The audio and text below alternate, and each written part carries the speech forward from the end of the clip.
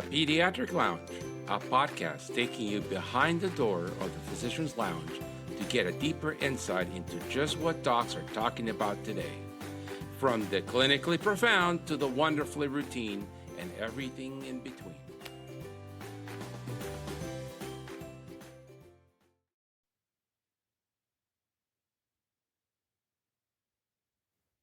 Welcome back to the Pediatric Lounge, where we share stories and report on the news that's shaping our beloved specialty of pediatrics. I'm thrilled to start today with some incredible news from the Leadership Conference. Resolution number 29 has passed, with more than 2/3 support from our leadership.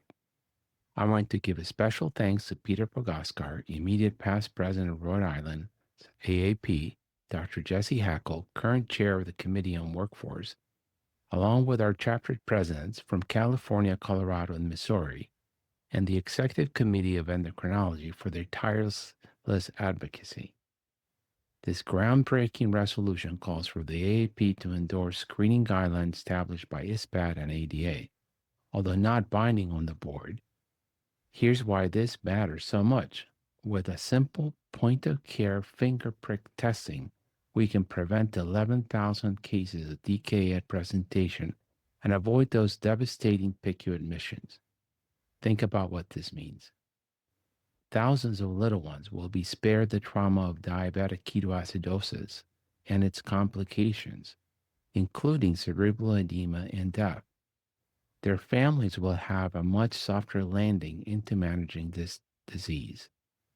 But wait, there's more to celebrate as summer winds down, and I cannot believe we're past Labor Day. I have an incredible busy September ahead, and I hope to see some of you along the way. First, I'm heading to my favorite Midwest state for the AAP Michigan Conference, September 19th through the 21st in Traverse City. Please join us. And guess who will be there?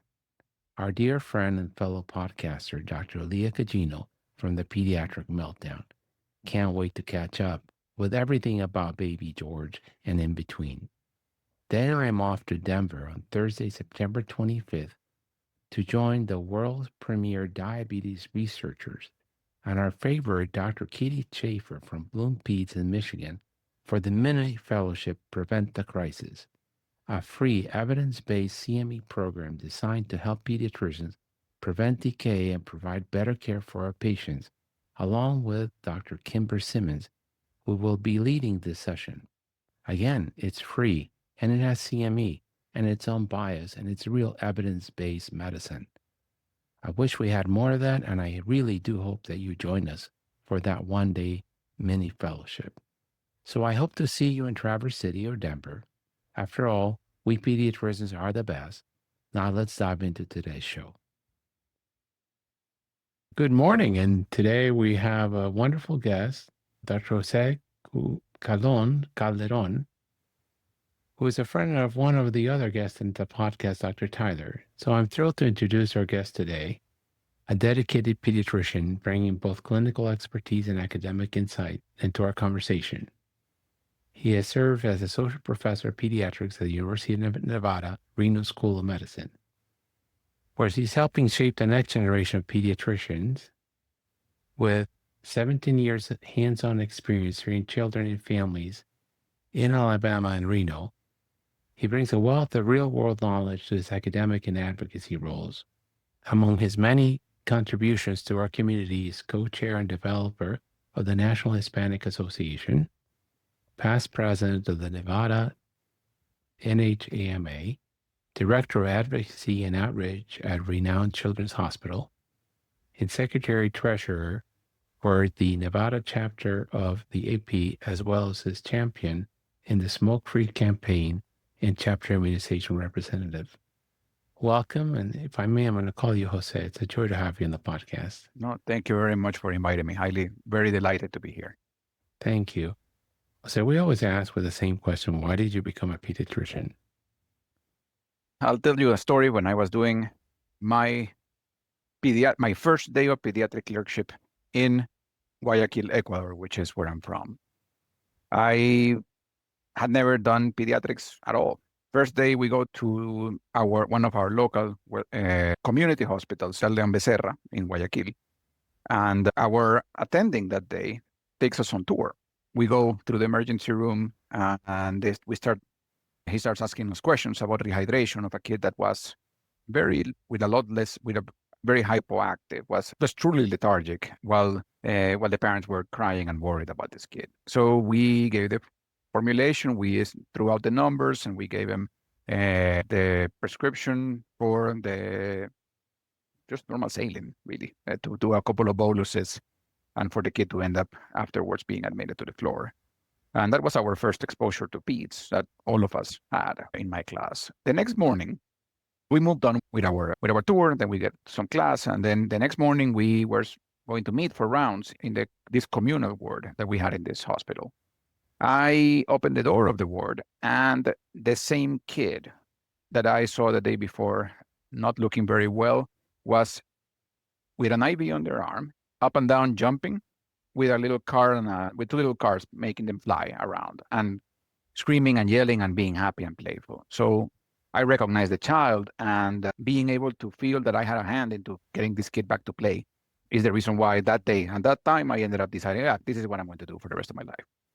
And then through the work and through the practice and through a lot of different experiences, I ended up not only wanting to keep them playing. I didn't want to get them back to playing. I wanted to actually keep them playing and trying to focus on them staying healthy, which is why a lot of my work has been focused on prevention access and advocacy for towards prevention. If you don't mind telling us a little bit about what Guayaquil looks like. Ecuador is a beautiful country and the people are so nice. I had the great joy of visiting, I think I was a medical student in Quito with my parents.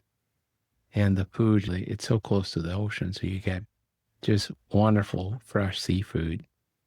And I don't know if it's still there, but the main avenue in Quito had been closed down and had become a pedestrian walkway. Yeah. And we stayed at one of the nice hotels in town for my dad's work. And I was a late adolescent, young adult, and I was able to walk up and down the street. And at the end of the day, the hotel had this buffet with all kinds of seafood and ceviches. And the people are very good friends that are from Ecuador. I didn't have time to go to Guayaquil, but Guayaquil is in the coast, right? Yes, I'm from the beach. Guayaquil is the largest coastal city on the Pacific side, because Ecuador is a small country looking towards the Pacific, right above Peru, right under Colombia. And we definitely are a very diverse country in land and areas. Quito is our capital and it's our largest city at this time. Has a completely different feel up in the mountains, cooler air, different populations, because they are in the Andes all over. While the coastline definitely is a lot more beach and access to water oriented. So growing up for me, it was being in this really large city that now is closer to 3 million people, if not maybe even more now, where everybody knew everybody. Everybody knew who you were, and everybody knew who you. It felt like a small town, really. Up to now, it still has a little bit of that small town feel, even though it is a larger city with 1.5 hours, between 1 hour to 1.5 hours away. You had the beaches. So Posor and Playas were right on the Gulf, this really big inlet of ocean that comes into Guayaquil, and that becomes an estuary. So we had a lot of water activities, fishing, skiing, right there on the water from the city. And then if you traveled a little bit further out to Playas or to Salinas, which are the bigger beach towns, at least in our province, you could go and spend there the weekend. So it was common that families would travel back and forth over the weekends and just enjoy the access to the sea, access to water. Ecuador overall is a very beautiful country. Besides the beach and the highlands, with a lot of the beach culture extending from the frontier with Peru to the frontier with Colombia and having a completely different feel. Most of the people in Quito and in the highlands, they end up experiencing the beach going through Esmeraldas, which is the northernmost town that has a completely different rainforest and even food types up there. Then you also have the Amazon on the other side of the Andes. which you end up experiencing a whole different Ecuador as well. And then you also have the Galapagos Islands, which I have been there one time. I need to go back to, and definitely continues to be. There is a reason why it is cherished worldwide as one of the most beautiful places to go see wildlife and untouched areas of the planet. So I'll invite you to come and visit. Let me know when Yeah. you're planning. And now you have to wait for the babies to grow up to go with them. Yes, we have been talking about being able to. We were planning a trip to take my daughter to the Galapagos Islands, but now my wife is expecting again, so that plan will end up having to get postponed a little bit. Yes. And so then you moved from Ecuador to Alabama? So I did my medical school in Guayaquil. I finished my medical school in Guayaquil, and I came to Newark, New Jersey, and I joined to be able to do my step exams at the time. Ended up getting a student visa through Kaplan Medical, rented an apartment, and went to the Kaplan Center in Newark while receiving live lectures in Manhattan. So I ended up spending maybe 15 months between Manhattan and New Jersey, just learning how to do multiple choice questions, learning how to utilize critical thinking. Language wasn't a barrier for me, thankfully, because I had been in bilingual schooling since very young. But there was a lot of acculturation that needed to happen for me to be able to understand how to do testing and how to think about in a way that was comparable to what people did in medical school here in the U.S. This included also at the time, we also had the CS exam, the Step 2 CS, and that was a really difficult exam, but it was a really good one on being able to help us understand the practice differences between what we were doing or what we were exposed during medical school versus what we were supposed to do here in the U.S. I know that exam is gone now, but definitely there was an acculturation process that included test-taking skills and critical thinking skills that were really difficult for me, but I'm happy that I had that opportunity. So I'm older than you, so I had to take the ECFMG, which was totally different. Was in Costa Rica, where I went to medical school, the focus was a lot more clinical than it is here. From the very beginning, they take you out and they teach you how to examine a patient, like the second year of medical school. Yes. And I found that the doctors in Costa Rica were smarter clinicians than the US trained clinicians because they don't have the availability of the labs, the CT scans, the MRIs as they do here. And so they think more about the differential diagnosis. And when I trained in Costa Rica, even IV fluids were very expensive. Yeah. They would put NG down in the really dehydrated kids with diarrhea and hydrate them because it was a lot less expensive than starting an IV. Did you find the same difference? That was Guayaquil a lot more clinical, hands-on? Yes. Yeah. A lot of that has to do with the fact that we just didn't have the resources to even get an X-ray. A lot of times we would chip in to get IV fluids for patients. We were encouraged since early into the medical school to see patients early. So I remember shadowing people already when I was, I think I was doing physiology at the time, basic physiology, basic sciences. And we were already talking to people about shadowing them and clinically, and definitely benefited from the contact to patients, especially when you have to apply things. But I don't know. I think that it is a mixed bag. There are going to be a lot of pros and cons to being able to get exposure to patients that early, and I do feel that not being able to have even seen pathophysiology or pathology yet didn't allow for me to be able to learn really well what the disease. Okay, I'm learning about this disease, but I don't know what the disease process is, and I don't understand it. How does it compare to what I'm seeing in physiology? Where did it go wrong? So I feel that definitely early exposure is beneficial. Having a whole semester devoted to semiology, like probably you did, which was a physical exam, only physical exam, and that is of great benefit for everybody. But a lot of that has to do also with how accurate our healthcare systems in Latin America are. when you don't utilize. So you can end up not getting a really good physical exam on people, but the system there is different than what it is here. So I know that malpractice laws are different. I know that the way that people standardize care and guidelines is different.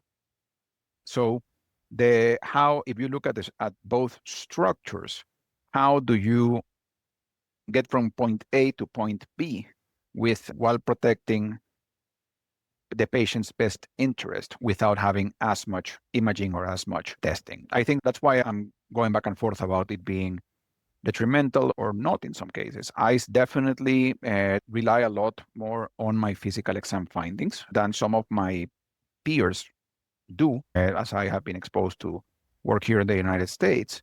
But there definitely is a benefit also in being able to know for sure that you have a kid who doesn't have appendicitis in an emergency room after having an ultrasound done. So does that make any sense? There is a trade-off value there. Yeah, well, absolutely. And medicine's changed a lot. So I went into the operating room many a times with appendicitis as a diagnosis. Yeah. And you opened up the patient, and it wasn't any laparoscopy, it was an incision. And all you found was mesenteric nodes. And that was the best you could do back then. There's just the ultrasound was not a thing for appendicitis. And the CT scans were expensive and not widely available. And that nobody would take a kid today to the operating room with rule out appendicitis without doing a CT or an ultrasound. Yeah. And then they go laparoscopy, and it's the recovery. They're out in 12 hours if there's no rupture. So that's been the evolution of medicine, which is fascinating.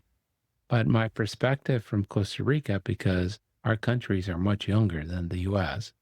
So I was there from 83 to 89, 50% of the population was under the age of 18. So the amount of children there is to be seen is incredible. Yes. Because it's 50% of the population. In America, it's 20% of the population. And so the Children's Hospital, there's only one in Costa Rica in the capital. When I was there, we could see 1,000 kids on the outpatient side of the emergency room. And there were 4 rooms.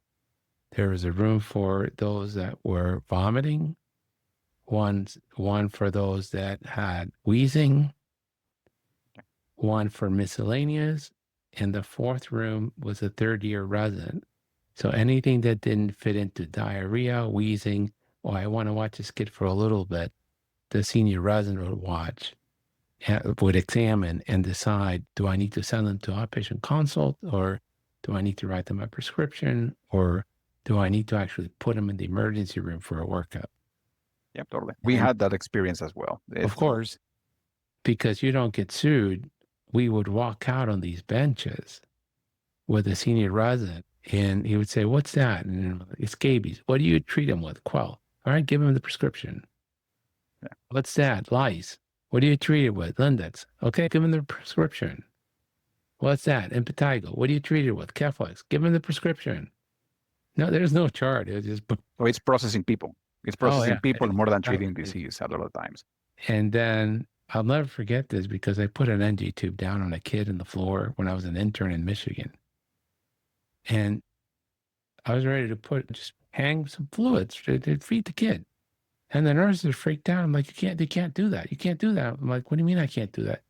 We have to wait for the radiologist to confirm placement of the NG tube. I'm like, that's what the big syringe is for. You put the stethoscope and you go, and you hear the in the stomach, and you're done. What do you need an X-ray for? You're ready to eat the kid for nothing. No, you can't do that. You can't do that. And I just laughed about that and laughed about that. I said, Jesus, this is just incredible. But it's safer for the patient, but we also radiate kids a lot for nothing and expend a lot of money for nothing. Because you hear the air bubbles in the stomach. And if it was in their trachea, they wouldn't stop coughing. So you knew you put it in the wrong place. So anyhow, that's just good stories. And so you did your residency in Alabama. Yes, I did it in the University of South Alabama over in Mobile. In Mobile. I spent there 3 years, I was the only Latino Spanish-speaking resident in my class. And we were I think 12 was the total of us, and the majority of us were from abroad. Definitely it was nice being in Alabama, led to a lot of growth and really good teaching, as well as also having beach around was great. Yeah. Hot. Yeah, Guayaquil is It's hot as and humid. humid. Yeah, yeah, Okay, so you're here where you like to be. absolutely. And then you went to work with Dr. Tyler. Yes, Dr. Tyler was my was my boss, actually, more than my friend, even though I do consider him as such. He is the person who decided to hire an Alabama graduated general pediatrician from Ecuador for his practice in the center of rural Alabama through the J1 visa program that I joined at that time, that I had to go through at that time to be able to continue practicing in the United States. And definitely the exceedingly welcoming. And when I remember sitting with Dr. Tyler, right before I had the chance to practice with him, he just looked at me one day and said, "This is going to be your primary care fellowship. So welcome." And he was 100% right. And did you spend 3 years? Yes. That's a waiver length? Yes. It was 3 years, and with a couple of wait times, it was closer to 4, really. Okay. Because normally there are times when you are in between the paperwork, if you are a visa holder, where you pretty much can't do anything. Yeah. So you had to spend a little bit of time. I also had to spend a little bit of time trying to just figure out my day-to-day life down there, because not only was I moving back and forth from Mobile, driving back and forth, worried that I was going to get caught without a license, like a driving license, because my paperwork was in between and my license was expired on this date, my visa. So I ended up having to wait for people to help me out, driving me back and forth or finding a cab or something like that to be able to do that. But also I have a very noticeable accent. And when I was calling places to get on a place to rent, I was all the listings, I was told, "No, we don't have anything for rent. Sorry." So once, I don't know for sure, to be honest. It might have been because I have an accent, but I don't know for sure. What I ended up having to do after calling like 25 different places, and all of the listings were open, and all of them told me that they didn't have anything available for me. And Dr. Tyler helped me. And when I explained the situation, he helped me find a place, and I stayed with a very nice family in their own small guest house in their farm, and and then I moved to a condo afterwards, after being there for 9 months. But definitely, I had to devote a little bit of extra time to be able to do the transition, because there were multiple barriers that we had to navigate, and trying to navigate them the correct way. So I'm going to share with you stories that make you laugh. So I don't know if it's the same in Ecuador, but in Costa Rica, there is no medical board. Every state here has a medical board. In Costa Rica, they have the College of Physicians, and the College of Law, and the College of Engineering. And my father's a diplomat and happens to be a lawyer. Where in Costa Rica, he was granted like guest privileges at the College of Law. And unlike the regulatory boards here, they have a full-on country club. They had tennis courts, swimming pools, meeting areas, restaurant, bar. And I was at the bar after playing tennis with some friends, getting a drink, and some old lawyer came up to me, Costa Rican, and said, "Who are you?" I told him who I was. And he goes, "When did you graduate? From what school?" I said, "No, I'm not a lawyer. My dad's a lawyer." He said, "What's his name?" So I told him. He said, "He's no lawyer. I know every lawyer. I've been in San Jose my whole life, and I know every lawyer in town." I'm like, I explained what he did. He said, "Oh, okay." And so then another lawyer came up and he said, "Stop giving the kid a hard time. He's just having a beer after playing tennis. Leave him alone." And we started talking, and this is why it reminded me of the story. We were talking about San Jose. Some streets in San Jose near the plaza can be very dangerous. But I was a young person, so I used to walk the streets. And sometimes after going out to, we used to call them the discotheques, to save money, I would walk back to the house at 1 a.m. because San Jose is very small. I could walk from the medical school was maybe 2 kilometers to my dad's house. And I said, sometimes when I walk at night through the middle of San Jose and everything is closed because I'm going back home after partying, I feel a little nervous. And the old lawyer that was giving me a little bit of a hard time said, that's because you're not from around here. I know every one of these thugs and criminals, and I know their dad and their grandfather. Yeah. Nobody would touch me because I know I go knocking and their grandfather would kick their, you know what. And I'm like, and I was like, really? He goes, oh, yeah, it's different because you're not from here. So I think sometimes the smaller communities, and the girls were the same way, the first thing they ask you is, who's your dad? And otherwise, they wouldn't even accept to dance with you. And so I think sometimes those smaller communities, it doesn't matter your accent, how you look. It's if there's not a point of reference with someone else that's respected in the community, you're shunned. Yeah, it's your vouch. They vouch for you. Somebody's got to vouch for you that you're okay. Otherwise, you're shunned. But that was a very interesting anecdote about my life in Latin America. Oh, no, it's true also for Guayaquil, and at least the community where I grew up. There were definitely a lot of different structures that people fought, and then to this day, it's a little bit more inclusive now. But definitely there were a lot of things that I saw growing up that I didn't know what they were until I actually started learning about all of this and started seeing a lot of the things, and also doing some of the work, understanding that these structures close off and silo people rather than actually allow for collaboration. Yeah, yeah. And then how is it like, well, do you have any funny stories about Dr. Tyler or any things that he taught you that you'll never forget, some lifelong lessons?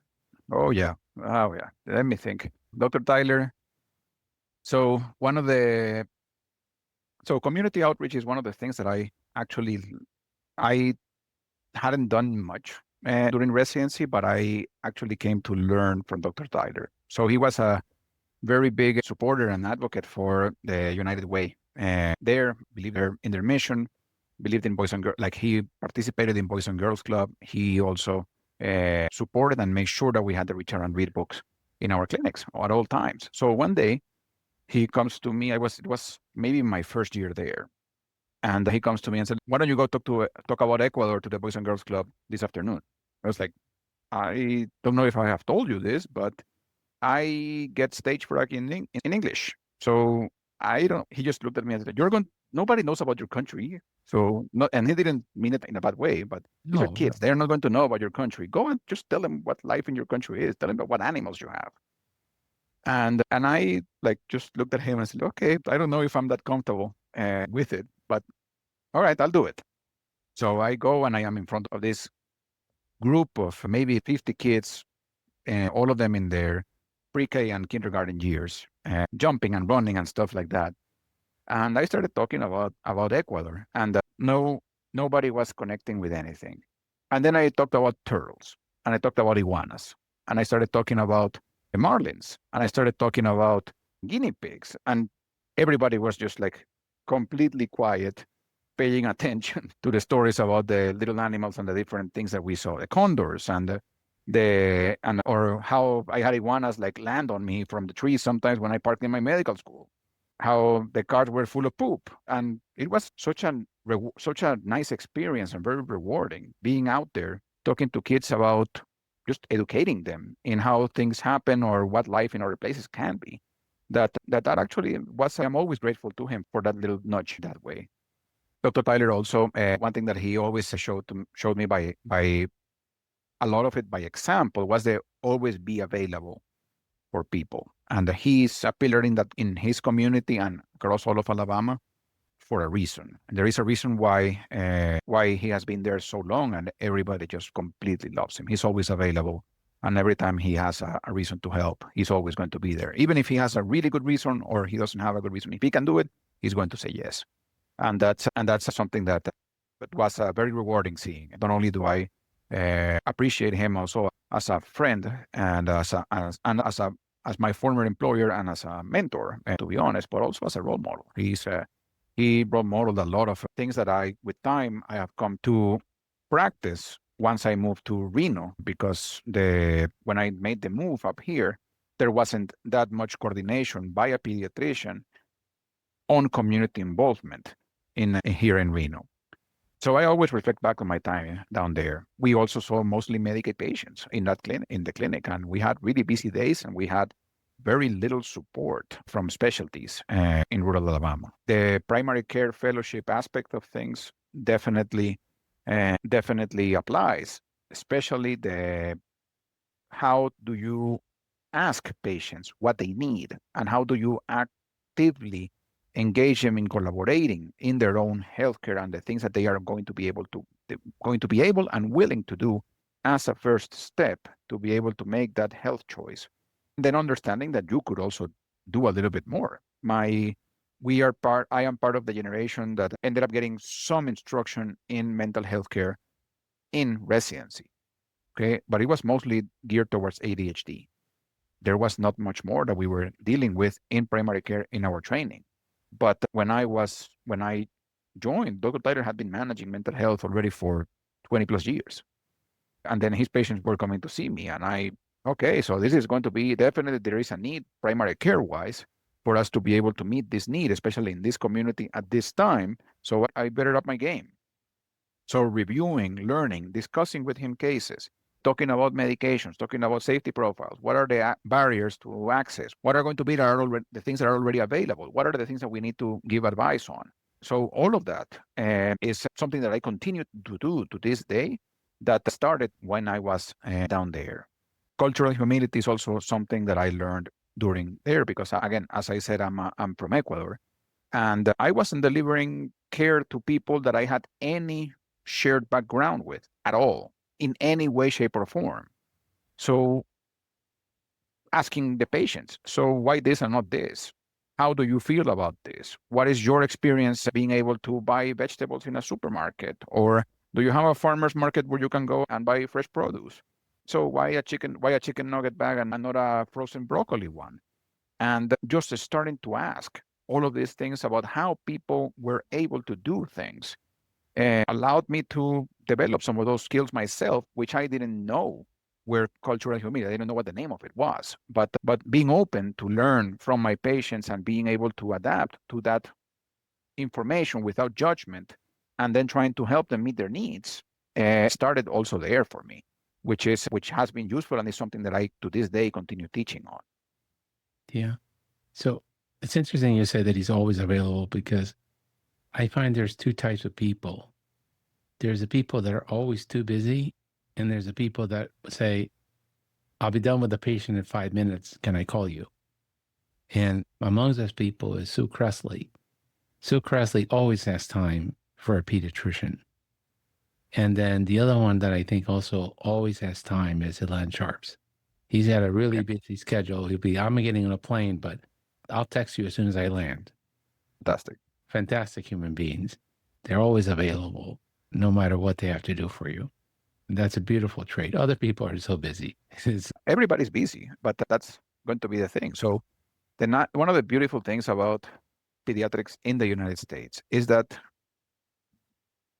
you can set your priorities, and you can make your practice and the day-to-day activities based on what you feel are going to not only work for your strengths, but also what you feel are going to end up being the best way that you can provide that specific care. Community engagement, being available, is not for everybody, but definitely their input is very welcome and it's valued. And because all of us are here together to be able to practice in the benefit of children in worldwide, because the United States is such a hub of people coming from everywhere, and a lot of the different things start here sometimes, that we definitely have a worldwide impact in kids' health. We do. I'm a little ambivalent over that. We're not doing so well. I think we do well in the clinic, in the exam room, one-on-one, and not all of us. But when it comes to population health, I think we're not doing something right. And I have my suspicions, and they're very biased. But for example, there was just a recent JAMA Pediatrics article that infant mortality in the U.S. is twice the number that it is in OECD 18 countries. And my bias is because we have a broken system called Medicaid, and they pay $2,000 to deliver a mom. And what I learned back in between 83 and 89 in Costa Rica was that if you want to save money in premature babies and infant mortality, you spend it in prenatal care. Yeah. And when you're paying, basically Medicaid is a rationing program for children because it's limited by the state budgets. So it's foolish. If you want to have less premature children and make a huge impact on infant mortality, you would spend a lot of money in prenatal care. And in Costa Rica, at least, the prenatal care, because they have, I don't know now, but back then it seemed like every woman was pregnant. It's a high birth rate country. Now it's changed. All Latin America is trending the same way as Europe, as the US. But they had, I don't even think they were nurse practitioners. They were just nurses that were trained in protocols. And so as long as you were low risk, which means you were over 19 and less than 30 years of age at the time, and you were gaining weight the way you were supposed to, and your belly was growing the same way, and they heard the fetal sounds, they gave the mothers education, and then you went to the hospital, and there's a midwife would deliver you if it's not complicated, and there was always a trained OB to back them up for a complicated delivery or a C-section. And that has a tremendous impact on preventing prematurity. We don't do that. We have an epidemic of glucose metabolism disorders, which includes type 1 diabetes, which is an autoimmune disorder. And we can call it obesity, or we can call it metabolic syndrome, and type 2 diabetes. And again, I'm very biased, but I think this is because our incentives are malaligned. So we pay a tremendous amount of money for SNAP, and we give Coca-Cola and Pepsi $10 billion a year to poison our kids with sugar.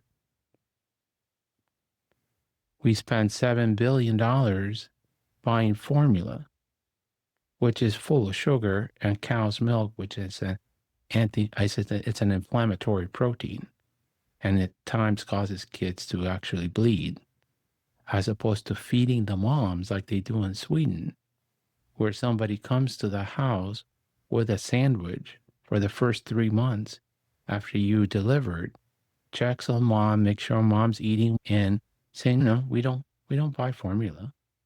We make sure mom's fed well, healthy food, and we're willing to put someone to go deliver the food to where they are, because the nutritional value and the immunological value of that breastfeeding during the first 3 months is incredibly impactful, prevents RSV, probably COVID, and influenza admissions.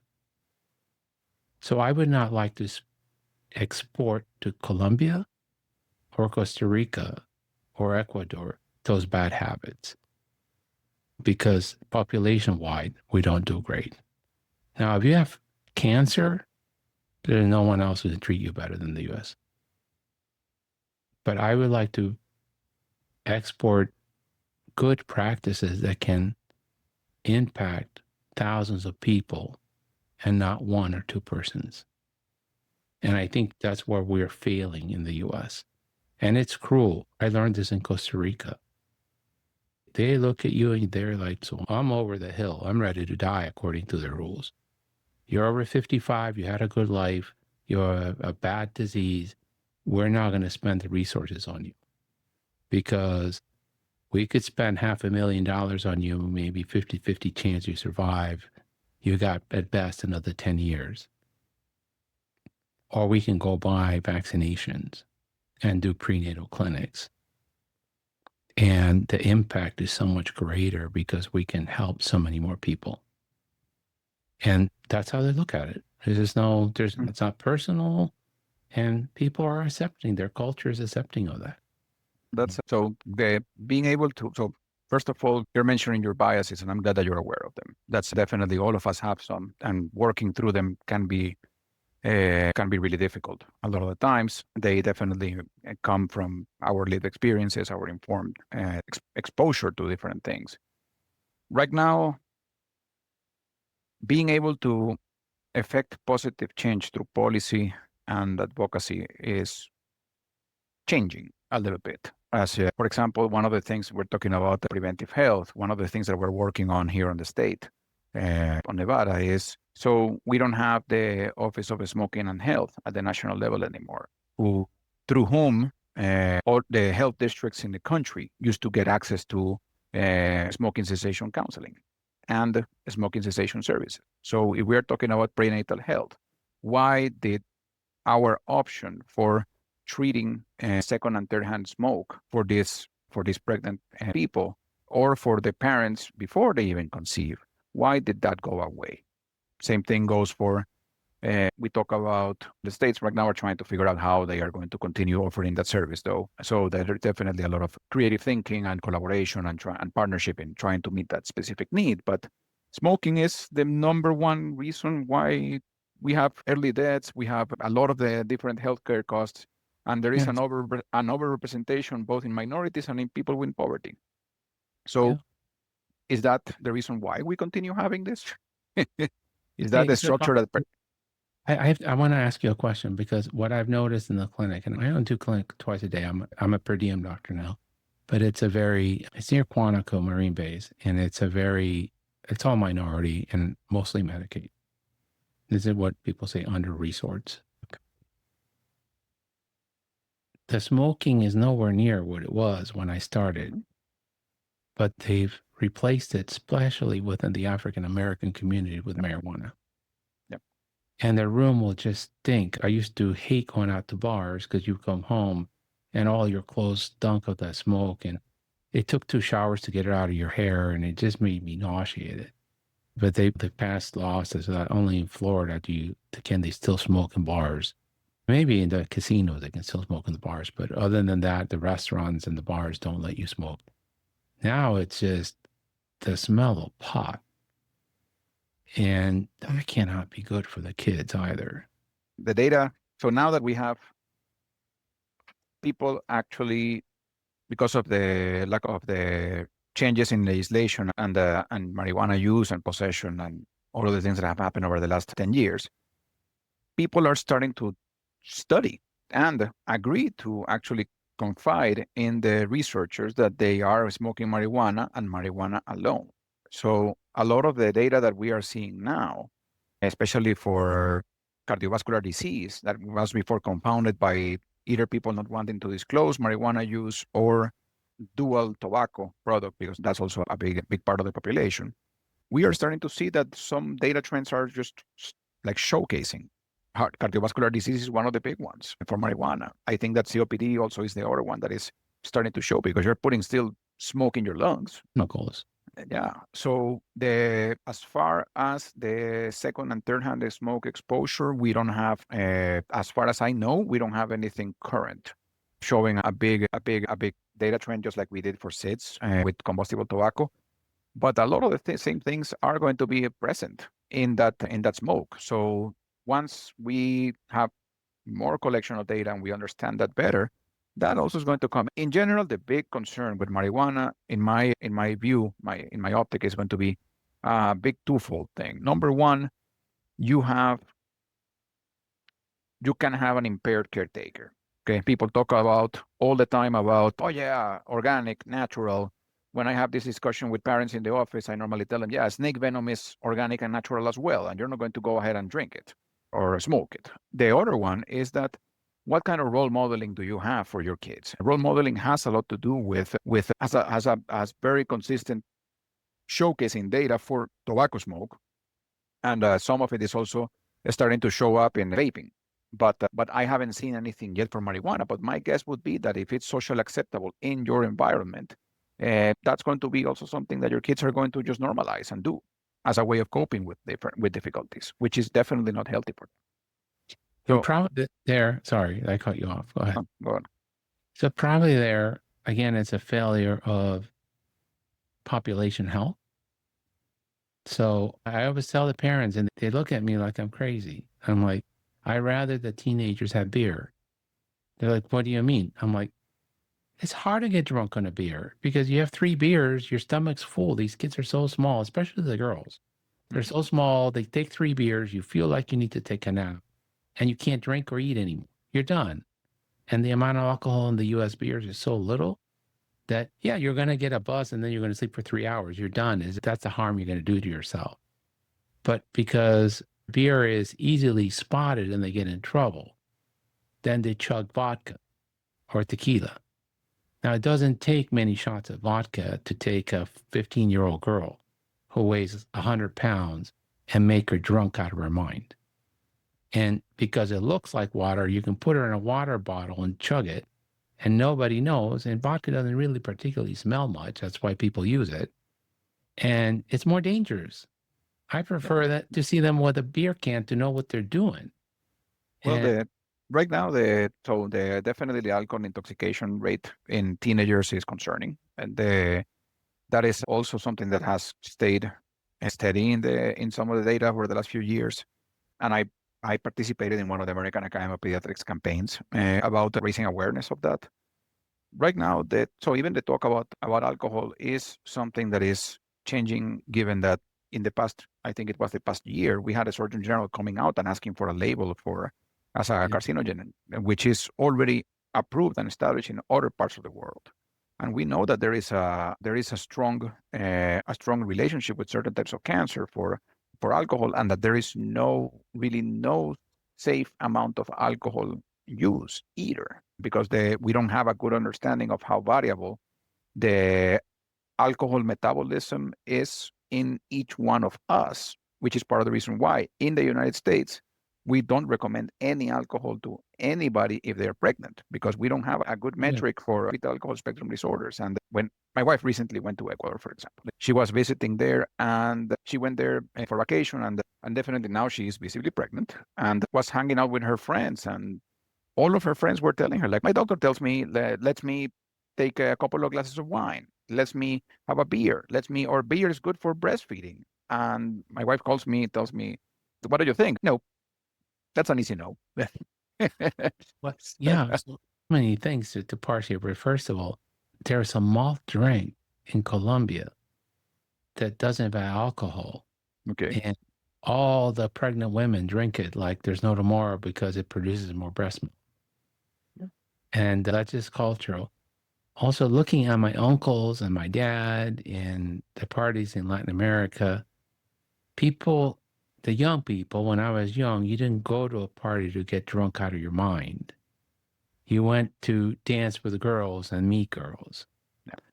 And when because my dad traveled a lot, we traveled a lot, but when I had occasion to be in parties back in Colombia where we're from, my grandmother was there, my aunts and uncles were there, my cousins were there, and they didn't really mind if you had a drink, but the music, the dancing, the food, the family was the central point of the meeting.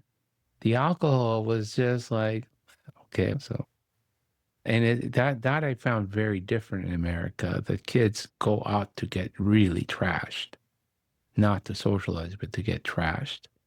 The other thing that is concerning to me is I think we have it right, and I don't know how you do this right, but I think that prosecuting criminally teenagers for drinking or people for using pot is counterproductive.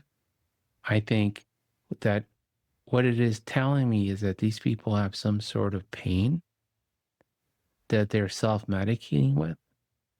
And as a system, we're not addressing that pain in a healthy way. Doesn't have to be Prozac or another SSRI, but we're not addressing that pain point for these people. Maybe loneliness and maybe boredom. And to me, it's not a criminal offense. It's we're not providing them with something, and they're self-medicating. And that's the other side. Then you do smell these parents that come in and it's just they leave and you don't want to go back into that room for a couple hours because it just reeks. And that's a problem. And now, what are you doing at the university now? You go from the little town primary care to the big university. The Reno is the how is it? The biggest little city on earth. It's a little bit over 500,000 people between Sparks and this side of the Nevada side of Tahoe and some of the towns in the area. Definitely much bigger than Alexander City when I lived there and I practiced with Dr. Tyler. And the reason why I came here was because of a couple of things, actually. One thing that I missed a lot was being able to engage with medical students, which I didn't have that much option when I was doing my work in Alexander City. I did some teaching also in my medical school and in a couple of their departments when I was there, and I was a student aide also for some time. So that was always a big part of at least some of the identity that I developed as a physician, being able to teach. So having one of my friends who worked at the time here in Reno, one of my classmates who had moved here and was working with the Children's Hospital, with Renown Children's Hospital, which is where I'm cited at. She knew I was trying to go back to academics, and she tells me they're looking for somebody who is Spanish speaking, has rural medicine experience, wants to teach, and has experience working with Medicaid patients. I was like, that's all I have ever done. So I applied for the position. And I had the chair of pediatrics at the time pretty much call me the same day. And even like just calling me, telling me, let me see if I can give you, if I can do your visa change, like your J1 to H1B visa with no, your waiver H1B to regular H1B with no restrictions here here in Reno. And I'll definitely and once I get the yes, I'll invite you for an interview. And within the same 48 hours, I was already booking a flight to come to Reno. Oh, wow. Yeah, and my friend was really happy living here. She still lives here as well. I came in the middle of the night, so I flew in to Reno, and I had the lights of all of the downtown with the casinos on my side. I said, it's Nevada after all. I get down, I see all of these slot machines in the gates, and they were like old slot machines. I had been in Vegas before, and they were newer, and these ones were old. Okay, so this is a different field than Vegas. And okay, arrive at midnight. So go to my friend's house, stayed there, 6 a.m. We are ready to head out to the hospital for my introduction breakfast to start my interview day. I open the door and I have all of these snowy mountains all over, covering the whole Reno Valley, and Reno's a valley. I didn't know that at the time. And I just liked it so much. It was so pretty. Met the people, really enjoyed the people. And then looking at the work, definitely the prospect of being able to start as house faculty for a residency program and to launch a residency program really was an experience that I was really very excited about. So with all of those things and a couple more considerations as well, I ended up, after my interview day, I ended up signing. And as soon as my H1B, my waiver H1B ended, I called my mom and I told her like, hey, you need to help me move to Reno because I wasn't married at the time. And my mom is a US citizen. So I don't have a driver license because I'm in between paperwork. I need somebody to drive me across the country. Oh, fun. So she flew in and we did an 8-day trip, stopping, visiting some cousins that live in different areas of the country, some friends who work in different areas on the way here, and arrived in Reno and started working pretty much a couple of days later. And definitely the work has not stopped at all. Oh, wow. And then you do a lot for the chapter there. I have been lucky for the AAP chapter. I have been lucky to nurture a lot of the relationships at AAP, especially that's why this morning seeing Leanne McAllister, our chapter executive director, getting an award was so rewarding because she definitely was the engine behind a lot of the work that we did through the chapter. My collaboration with the chapter began maybe around 2018 when I was already a member. I just didn't know what the chapter was doing. I was invited to a vaccination meeting at the time. I wasn't I was only a chapter member. And I was like, okay, yeah, sure. I ended up applying for a grant for tobacco cessation, actually, because we were seeing a lot of vaping. And at that time, I was the medical director for our juvenile justice center here. And I was trying to figure a way of not getting these kids in detention, making them quit cold turkey, because we were not approved, we were not approved on being able to provide any nicotine replacement therapy when they were there. There is no FDA approval for people younger than 18 years of age for patches, gum, and lozenges. And then in that specific population, you can't do things that might end up being a suicide hazard or a self-harm hazard, sorry. So putting a patch on them for them to later swallow it was a big problem. Or accumulating gum, or I don't know. There was a lot of hoops. Plus the funding at the time from the center was not tied to the kids' health insurance. It was tied to whatever the funding was for that place. So we had to fork over money to be able to pay for nicotine replacement therapy because there was no FDA approval and we couldn't use the kids' insurance. Okay. To this day, we don't have nicotine replacement therapy FDA approved for use in youth, but expert consensus is that it is better than continuing to vape, which is why we continue recommending that being the venue always. Once I applied for that grant, I was able to secure it. And I brought one of the people at the tobacco at the section of tobacco and nicotine prevention and treatment at the AAP, who came and did a 2-day workshop with us. I talked to them about the things that I was having to navigate, about the kids that I was seeing in clinic. They presented on the CEASE project, which is for pediatricians to be able to target second and third hand smoking in the pediatric clinic, which there was a pathway and a structure for pediatricians to be able to prescribe nicotine replacement therapy for the parents to be able to protect the kids. But there were also a bunch of other structural issues, like we couldn't bill for those appointments. We had to take advantage of the kids' appointment to be able to include that into our management. But we ended up getting all of that exposure. I talked to Leanne coordinating that grant, and I also was running grand rounds at the time, and I met the chapter executive president, the president of the chapter at the time. She came to do a grand rounds for us, and then I got a call from the tobacco section, telling me that it was 2019, given the big peak in vaping and the starting of the data from EVALI that was coming out at the time, that they were looking at creating a cigarette chapter champions for each one of the states. And pretty much they told me, you're it. I was like, okay, great. How do I do this? What is necessary? So I went through some training, including some media training by P, started collaborating with the section and then bringing in a lot of that work here. And apparently I was one of the few people who could do it both in Spanish and English. And which in my state,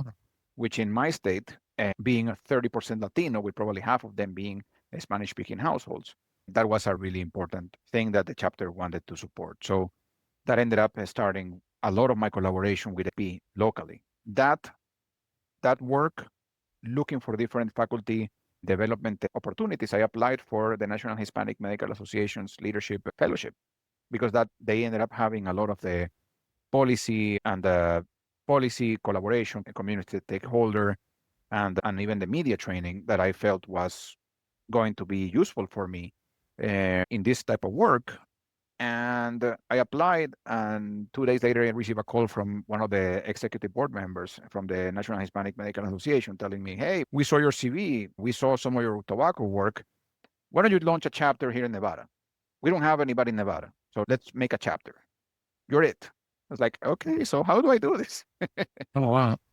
And then a lot of the efforts were coordinated between the NHMA and my position at AP to be able to start focusing on a lot of the different community gaps that we were either seeing in clinical practice, including COVID-19.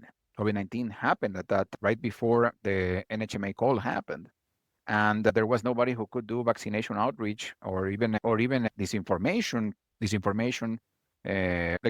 being a reliable trusted source for reliable health information. So I started getting calls from the different health districts. Hey, we know you're doing already some media tobacco-wise and you are launching the chapter. Why don't you come and start doing this? Where I was lucky enough for that work to grow into also collaborations with the Office of Health at the White House and looking at efforts in the state of Nevada at the time. Some of the campaigns that I was part of ended up getting funded by HHS, and both in Spanish and English. And then that ended up just growing into a lot of the things that I'm doing right now. Wow. And tell me, what is the National Hispanic Association? So the National Hispanic Medical Association is a physician and healthcare worker association that grew out of has been now for a little bit over 30 years in the United States, and grew out of Dr. Elena Rios's trying to collaborate and connect with Latino physicians who were working with all communities, especially Latino communities, on trying to be able to not only offer mentorship to people who were younger in the career, but also pathways, connection, opportunities, as well as leadership development, while also serving the different communities that we have. Right now, we have multiple chapters across the country. Nevada is one of the newer ones, which we launched in, I believe, 2021.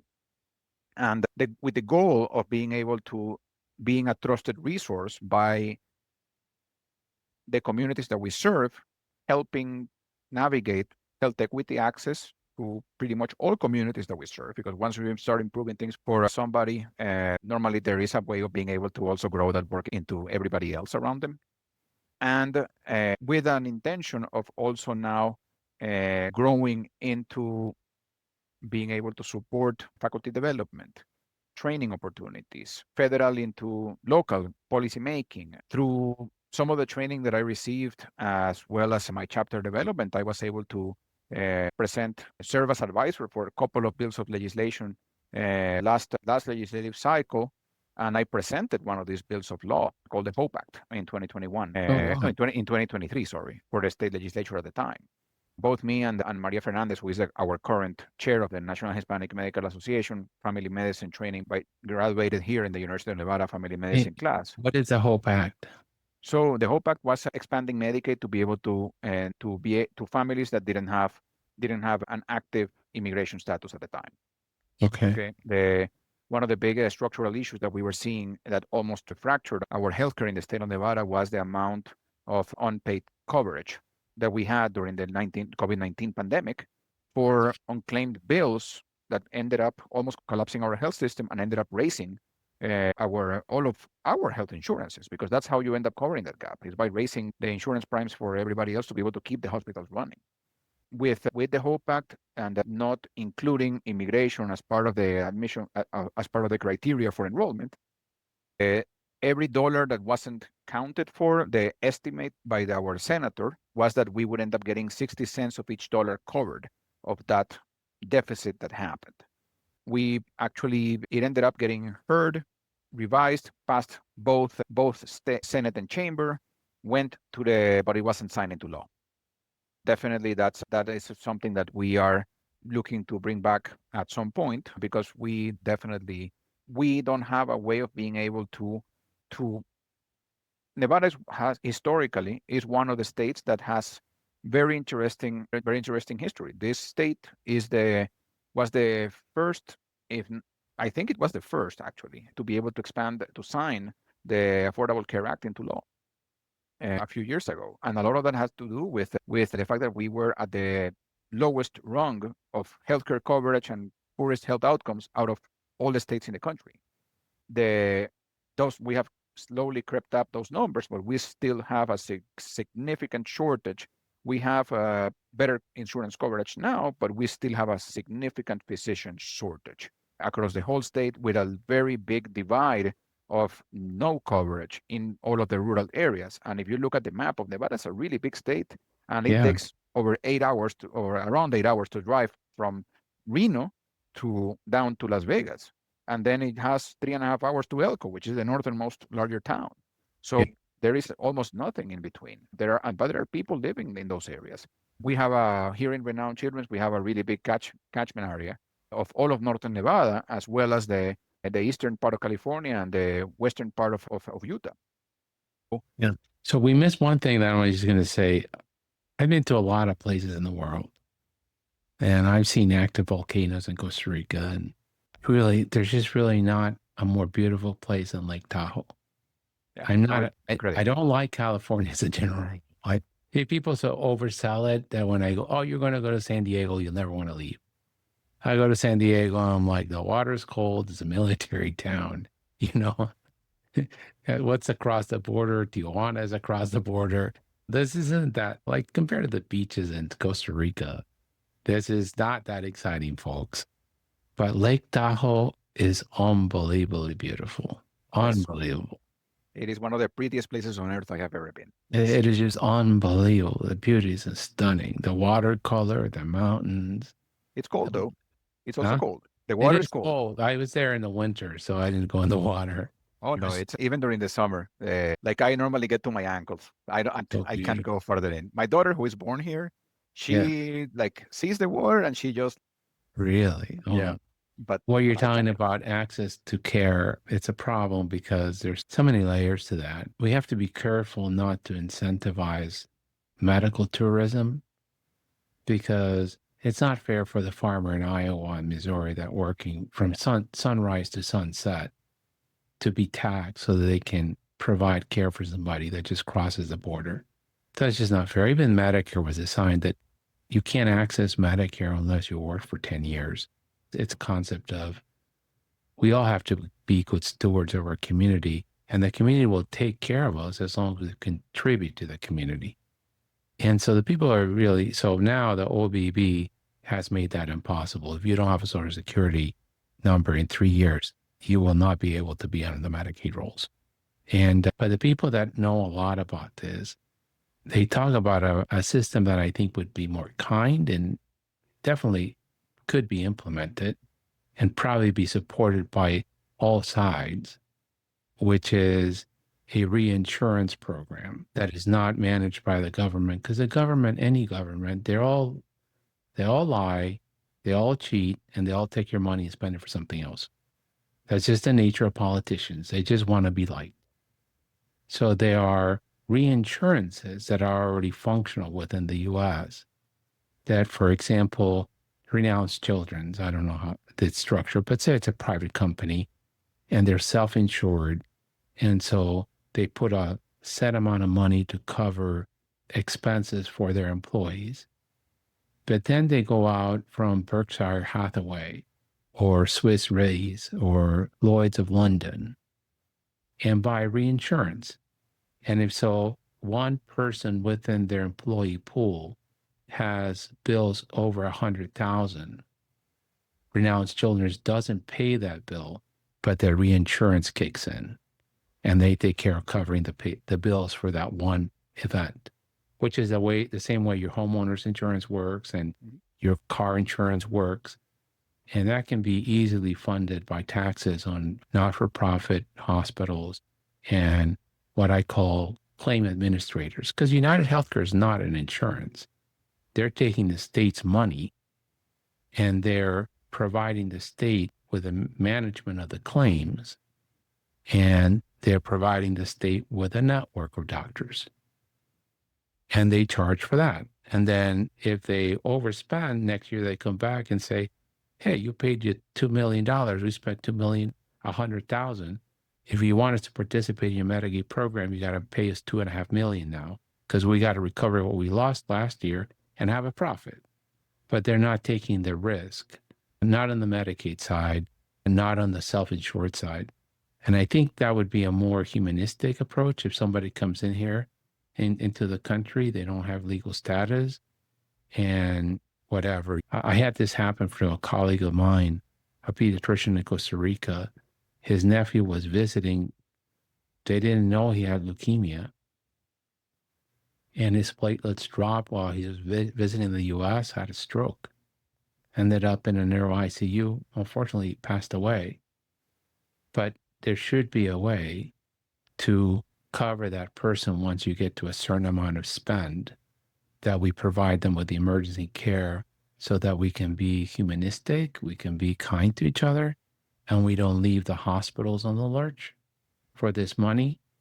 And then I'm a big proponent of vaccines for children to be universal. I don't care if you have 3 eyes, 2 eyes, 1 eye, where you came from, even if you cross from Tijuana legally to just get your vaccines over in San Diego. I don't really care. You vaccinate people because it prevents disease in the community. And if they're here already, what are you going to do? And if it was universal VFC, they would go to the health department. Nobody would ask them anything. They get their vaccinations. And I think those are the kind of solutions that might be more palatable to us. Like they say, it's an 80% of people would agree, and you wouldn't have as much dogma to just these ideas, either that Medicaid is the only way or Medicaid is illegal, which are both wrong. So I am normally not privy to conversations about the being able to back the hospital. Maybe they are happening. I really don't know. I know what reinsurance. I definitely have one of my good friends used to have a reinsurance company, and then he used to, and so I am familiar with the concept. The thing that I can say is that even if families are undocumented here, they are still contributing to our communities, not only with their work, but they live here. They are here for generally very specific reasons. So the way that my personal opinion is that we just haven't found a good way of being able to support what their needs are as to why they are here. Which is going to be one of the problems. And the other one is that the state of Nevada, there was a recent Nevada Independent article that came out. I don't know if it was late last year or earlier this year, talking about unclaimed return taxes for the state of Nevada by undocumented families, which was close to $500 million. So what do I say that? Because these families do pay taxes. Every time they pay for their phone, their rent, their gas, their groceries in any supermarket, they are going to be paying taxes, and a good bit of them are at or below what we have determined is the poverty line in the state. So they don't see anything back out of as a return because they are unable to claim. So definitely there is money that could go back to these communities as well, that if we were able to better understand what motivated them to come here and be able to meet that need, that we might be able to find something that works for everybody. Yeah, I agree with you. And the commercial market, this was a mistake of the Obama administration. The commercial market, they don't ask you for your Social Security number. They don't care. As long as you pay your premiums, you're insured. But for young families and young adults, what they need is a very skinny bones plan that is affordable. Because what is happening now is that if you're healthy, I'm almost 60, so I'm going to spend a lot more money than you. That's just the actuary tables. But if you have a young family and you're 35 or 40 and younger than that, you hardly spend any money in healthcare. Maybe you get pregnant. Maybe you fracture your ankle playing volleyball. But beyond that is a very healthy population. They need primary care and preventive care, but their spend on healthcare is nothing. And right now, through the exchanges, we're making them subsidize me because I am spending the money and they're paying the premiums. And that's why a lot of people won't join. It's like, I have no value. I never go to the doctor. And so we need to make it so that they can afford it and have smaller plans. And then they got the reinsurance on top. And so if something catastrophic happens, they get to benefit when they get taken care of. They're not going to die in the street from cancer. But we haven't thought about it that way because we hold on too tight to the dogma on both sides. And we're unkind one way and we're unkind the other way. The other thing is the hospitals need to be reined in because through the facility fees, they're really hurting the common person. So the facility fees can be sometimes up to 1,000% of Medicare. And so you go get an MRI at a hospital in Northern Virginia, it could be $5,000 because of the facility fee. That's negotiated price with Blue Cross Blue Shield. And a big component of that is the facility fee. And it goes to my pocket because I have a $5,000 deductible, right? Yep. You go to a standalone, if the state will allow it, a standalone MRI that is owned by doctors. And the same MRI, they'll do it cash price for $350. And what's horrible is that a lot of the times the radiologist is reading the MRI, and the outpatient MRI, physician-owned MRI, is the same person reading the MRI at the hospital. So the quality is exactly the same. And as you said, what happens is that cost increases premiums, and increases premiums, and not on Medicaid, because Medicaid doesn't have more money to pay. So it increases. Medicare rates are set by the federal government, so they can't go after that. So it is people who buy their own insurance, like myself, or people that work for small companies, or large companies that are self-insured, have to pay that price to the hospital for something they could get somewhere else for 10%. And so we do all this cost shifting. There's a lot of money to go around and make preventive care, primary care better, and our population health better, and still have great hospitals. It's just we have not done the hard work of incentivizing the proper wheels. And anytime you say that, people have a heart attack because the hospitals are so powerful. But we need to do better, because we're not, population-wise, we're not taking care of populations. What do you think is our biggest challenge to our specialty right now? Children don't vote. That's a big challenge. Yeah. Families children, the majority of them are children with disabilities and children who have a higher stake into everything that is going on, and normally don't have that much representation of their voice, especially in those families, because they feel that they don't have a voice, or that they won't be heard. So being able to collect those experiences and voices comes to us and public health people to be able to amplify that and present it in a way where the people who need to be the decision makers, can advocate and for the benefit of our kids. I think that's a big barrier. I was in a meeting a couple of weeks ago, and we were just talking about, all right, great. I'm happy that we have a vaccination program. So a lot of the parents that I meet are the parents of first generation Americans who don't speak English and who are undocumented. So do you expect them to show up and get vaccinated here? Because I don't think that they will. So how are you reaching them? What are you offering them to do? How are they going to advocate for their kids' health when they feel that, and the structure is just making it to a point where they don't have a voice? I think that those are going to be our biggest barriers, that we don't have a way of being able to improve things for kids without a voice. And out of that voice, we can put data in perspective. We can look at what the gaps are better. We can have people who are definitely living through those hardships who can present things and talk about the problems that they're seeing on the micro aspect in their community, in their neighborhood. We don't have enough people trained on being able to present that data, who are doing this type of work also, that can help, I don't know, physicians, community leaders in recognizing these data trends to be able to see where they take us, and then understanding what the root causes are that are behind those things. We don't have enough community investment into community-based research, and I think that's part of the issue that both us in pediatrics have. Children don't vote. A lot of children are on Medicaid. That also explains a lot of why we have a lower payment structure for us. And then our job and our pride is in keeping kids healthy. We don't bill higher for kids who are healthy.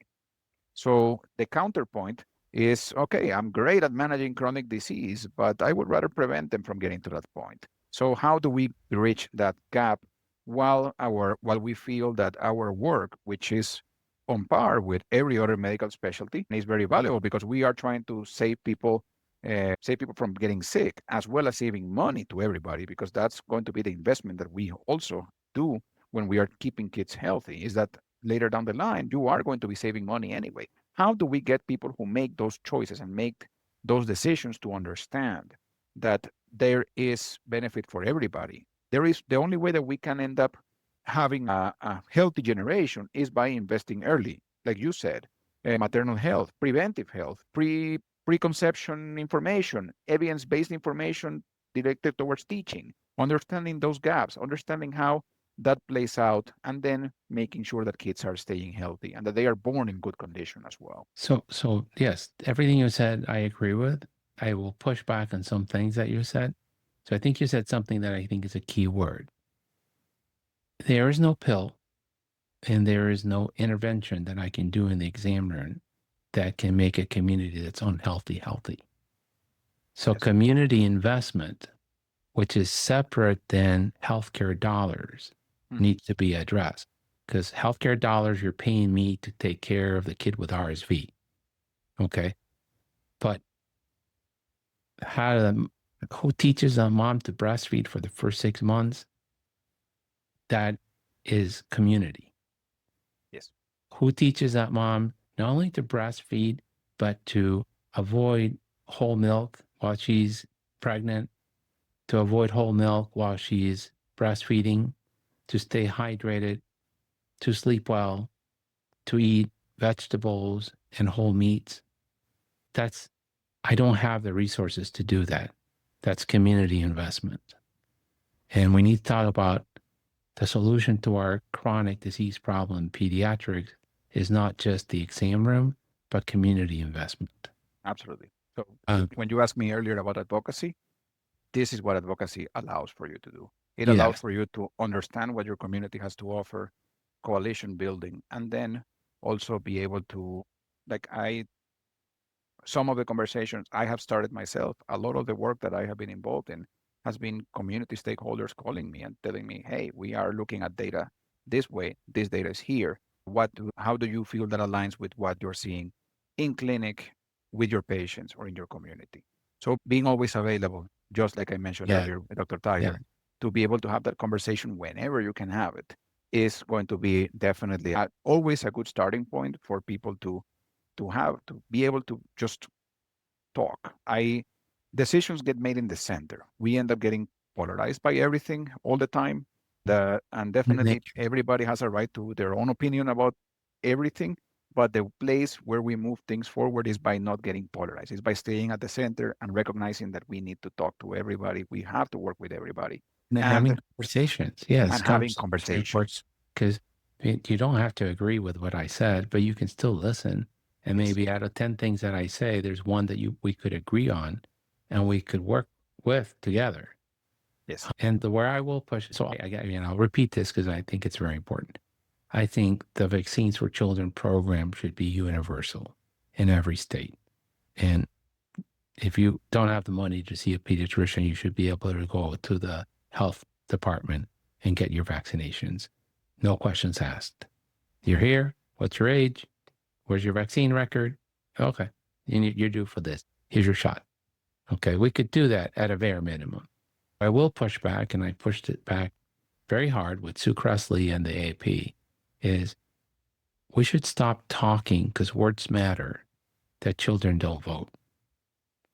Because if you look at politics in the US, the most coveted demographic is what they used to call the soccer mom and what they now call the suburban mom. And those women are very active politically. And if you join them in your cause, there is no politician that wants to go against a bunch of mothers. They don't want to fight.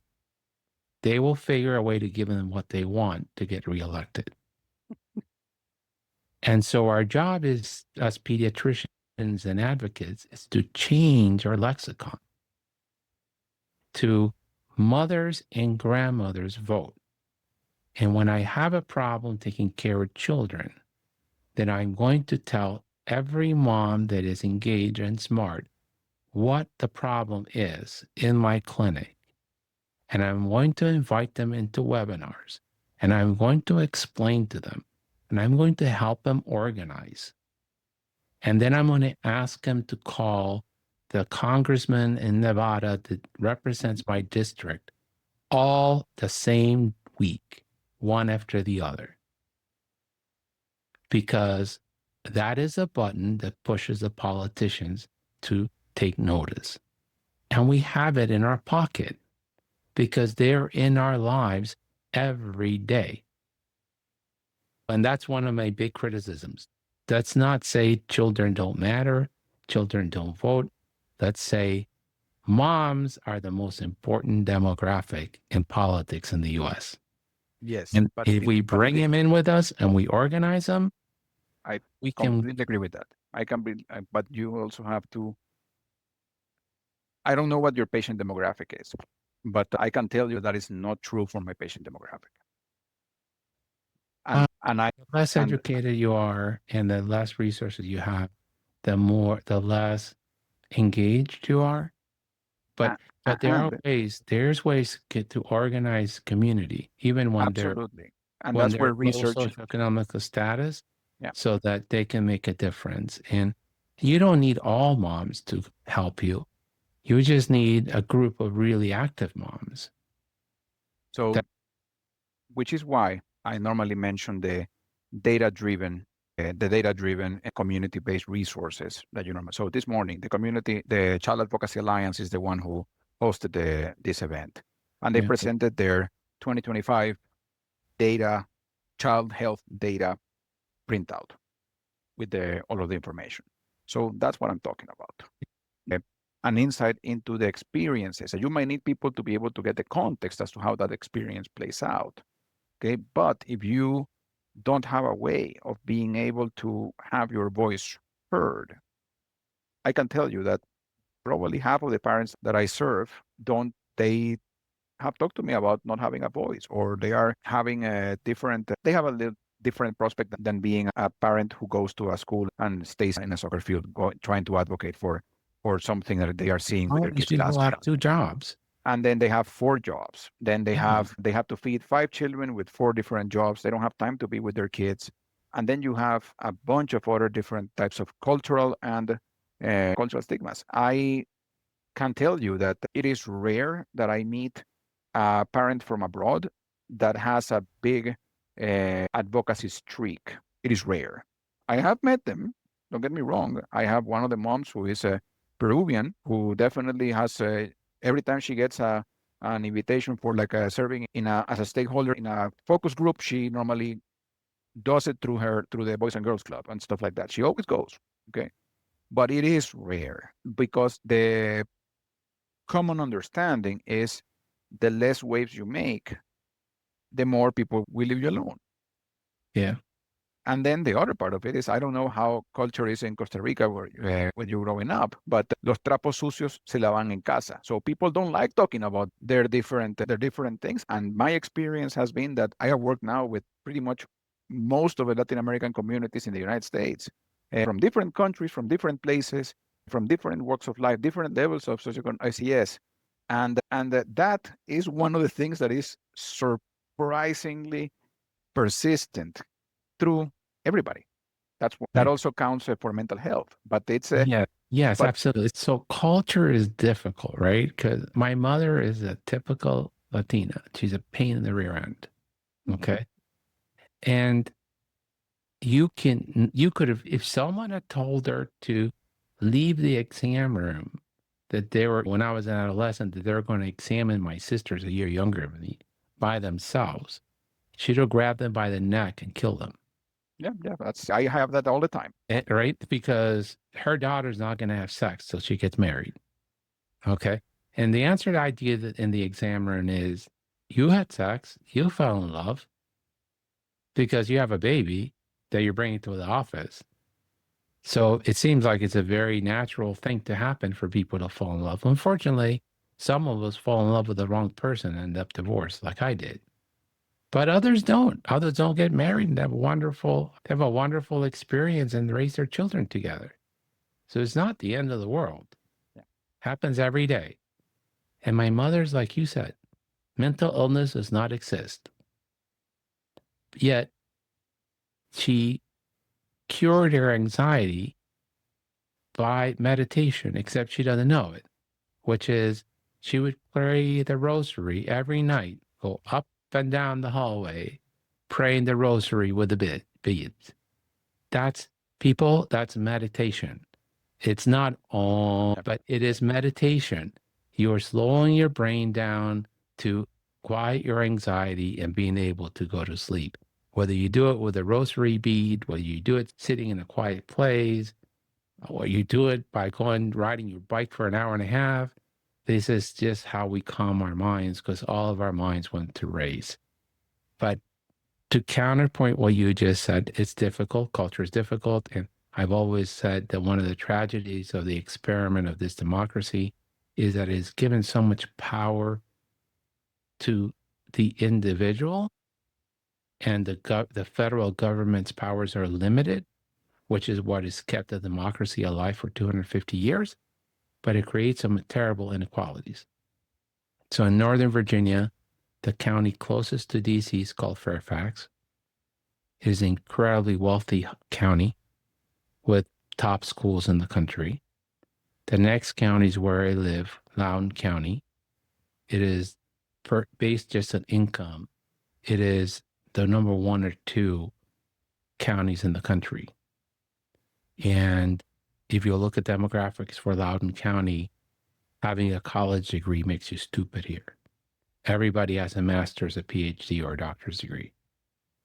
And you move to the county, Prince William County, where the immigrant Latino population, the Afghan population comes, their school systems are a disaster because they don't have the tax base.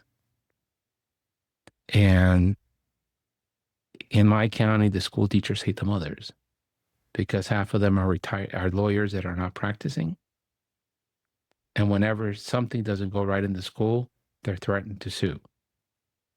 They have the time, they have the resources, and they have the knowledge. And so the schools are always being held up to standard. You go to Prince William County, the people are not educated, they don't have time, they don't have the resources, the advocacy doesn't have. And that's just a tragedy of the experiment of the way that the U.S. is set up. Because I don't know in Ecuador, but in Colombia and Costa Rica, for example, the judiciary is all the same. There's not a state level judiciary.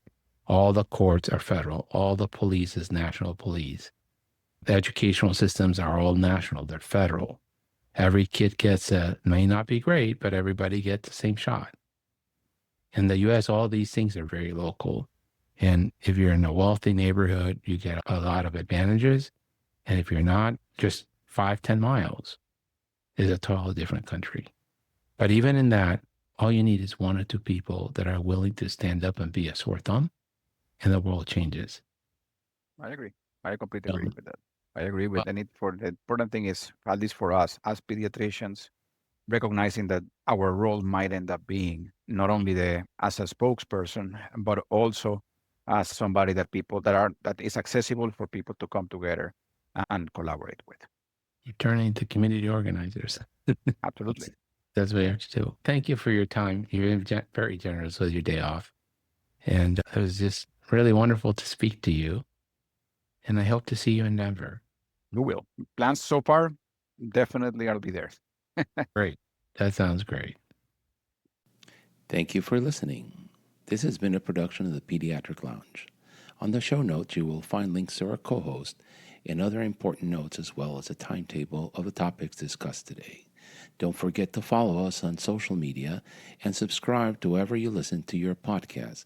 Leave us a great review, as it helps us greatly. In the meantime, we will see you next week. The Pediatric Lounge. The conversations are not intended as medical advice, and the opinions expressed are solely those of the host and the guest.